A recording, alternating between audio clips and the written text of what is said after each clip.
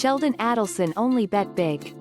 Whether he was wagering on a new casino location, a controversial business model, or a conservative political candidate, he'd make his pick and throw hundreds of millions of dollars, often billions, behind it. More than anyone, he bet on himself, ignoring critics, rivals and often his executives as he laid his fortune on the line to back long odds bets. Damn the consequences. Some people call me an optimist, Adelson told Forbes in 2012. The fact is that my appetite for risk was far greater than other people, and my courage in my own conviction was unshakable. His conviction could bring Las Vegas sands on the brink during the 2008 credit crisis. His refusal to refinance debt and/or pause construction on Macau casinos nearly destroyed the company. But Adelson's bets eventually paid off. With his business winnings, Adelson, who died January 11 from complications related to the treatment of non-Hodgkin's lymphoma, made himself a power player in casinos, hotels, media and politics.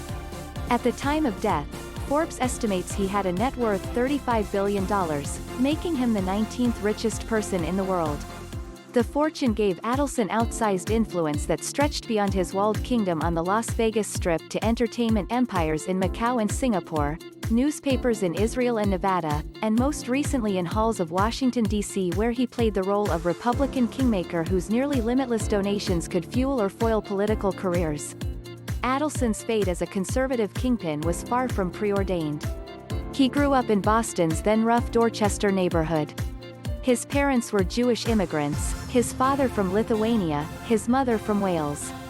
The family lived in a one-bedroom walk-up where the parents got the mattress and the kids slept on the floor. The streets taught Adelson, who never shied away from a public spat, how to fight. "We had to go to school with at least 4 kids," Adelson told Forbes about the anti-Semitism in the neighborhood when his was young.